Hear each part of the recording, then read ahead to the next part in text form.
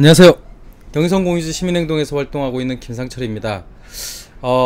사실 그 서울시와 관련된 내용 외에 어떤 이야기들을 좀 하면 좋을까 고민을 하다가 아무래도 제가 좀 관심이 있고 또 나름 전문성이 있다라고 생각되는 분야의 이야기를 하는 것이 좋겠다 싶었습니다. 그런 면에서 최근에 서울신문에서 연재로 나오고 있는 어떤 기사에 대한 소개를 해볼까 합니다. 그 재정분권이라는 얘기를 좀 들어보셨을 겁니다. 그리고 균형발전이라는 얘기도 한번 들어보셨을 겁니다.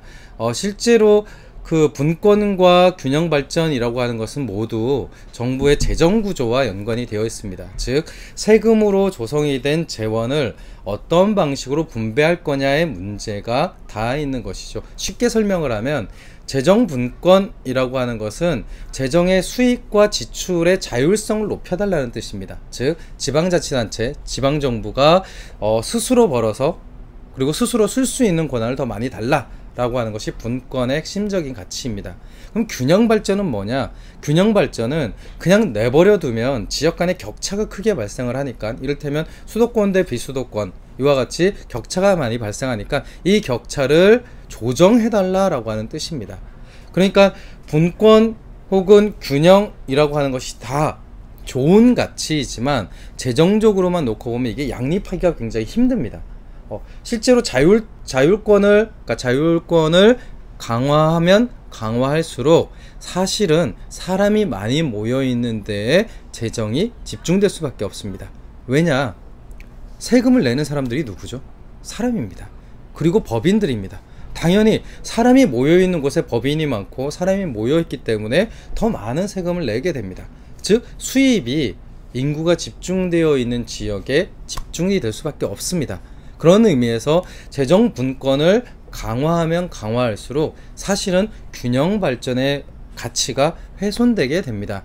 그런 면에서 현재 논의되고 있는 재정 분권이나 내지는 그 균형 발전이라고 하는 것이 어떤 위계의 정리 없인, 즉 균형 발전을 우선하는 재정 분권이냐 혹은 재정 분권을 우선하는 균형 발전이냐라고 하는 어떤 위계에 대한 정립 없이 그냥 중구난방식으로 이야기되는 것은 매우 곤란한 일입니다. 사실 그 중구난방으로 이야기돼서 만들어진 재정 구조가 현재의 재정 구조라고 볼 수 있습니다. 어떤 재정 구조냐면요, 우리는 보통 군 단위 지역의 경우 굉장히 소외받는다는 많은 그 생각들을 많이 합니다. 하지만 재정적으로만 놓고 보면 사실 서울에 있는 하나의 자치구보다 지역에 있는 군이 더 많은 재정을 사용하는 경우가 굉장히 많습니다. 왜 그러냐? 스스로 벌어들이는 돈보다 중앙정부에 의해서 지원되는 액수가 그만큼 많기 때문에 그렇습니다. 그런데 인구 대비로 따져보면 한 10분의 1 정도만 사는 군 단위가 서울에 있는 한 자치구의 재정을 사용하고 있는 셈이 됩니다.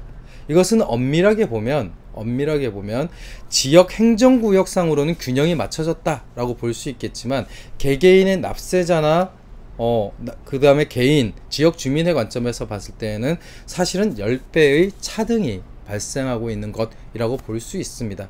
그렇기 때문에 이 재정분권이나 균형발전 논의는 너무 쉽게 단선적으로 이 두 개 다 하면 좋지 이렇게 생각할 문제는 아니라고 생각을 합니다. 저는 개인적으로 지역의 자율성을 강조하는 입장에서 균형발전보다는 지역의 분권, 그리고 그 지역의 분권이 행정분권으로 머무는 것이 아니라 주민, 시민들의 자치 역량을 강화하는 실질적인 자치 권한의 강화로 이어지는 것이 훨씬 더 중요하다고 생각합니다. 그런 면에서 지역 간의 차이는 존중되어야 할 필요가 있습니다. 그러니까 어느 지역이 재정적으로 풍족하냐 풍족하지 않냐의 이 차이뿐만이 아니라 그로 인해서 발생되는 여러 가지 지역 문제들을 지역 주민들이 다양한 방법으로 해결할 수 있도록 해야 됩니다. 지금은 어떻게 하죠?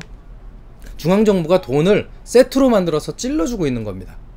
전국에 똑같은 도시재생 사업 다 하고 전국에 똑같은 문화도시 사업을 다 하는 방식으로 소위 균형발전이라고 하는 논리를 쓰고 있는 것이죠. 저는 이런 방법이 오히려 지역의 자치 능력을 훼손한다고 생각을 합니다.